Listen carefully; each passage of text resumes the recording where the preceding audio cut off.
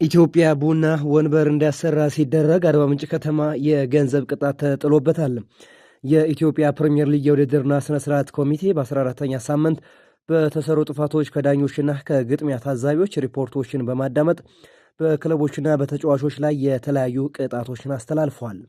በዚህም መሰረት ኢትዮጵያ ቡና ከፋሲል ከነማ ጋር ባደረገው ጨዋታ ወቅት ደጋፊዎች 22 የስታዲየም ወንበሮችን በመስበርና በማሟላለቃቸው ሪፖርት የቀረበባቸው ሲሆን ክለቡ ወንበሮቹን እንዲያሰራ ወይም የስታዲየሙ ባለቤት አሰርቶ የሚያቀርበውን ዋጋ እንዲከፍል ተወስኖበታል።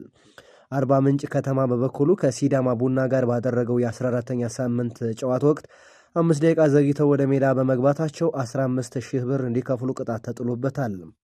በ14ኛ ሳምንት የኢትዮጵያ ፕሪምየር ሊግ 43 ቢጫ እና 2 ቀይ ካርዶች በዳኞች ሲመዘዙ 12 ግቦች ከመረብ አርፈዋል።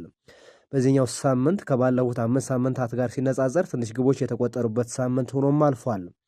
የሲቢ ኢትዮጵያ ፕሪምየር ሊግን ሲዳማ ቡና በ29 ነጥብ ሲመራ፣ ነገሌ አርሲና ፋሲል ከነማ በእኩል 25 ነጥብ በግብ ክፍያ ተበላልጠው ሁለተኛና ሶስተኛ ደረጃ ላይ ተቀምጠዋል።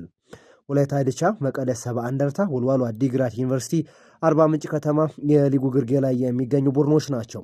ኮከብ ግባግቢነቱን አዲስ ግዴ በ7 ጎል ሲመራ፣ አቤል ያለው፣ መሐመድ አበራ እና አወከር አዳሙ በ6 ግቦች ይከተላሉ።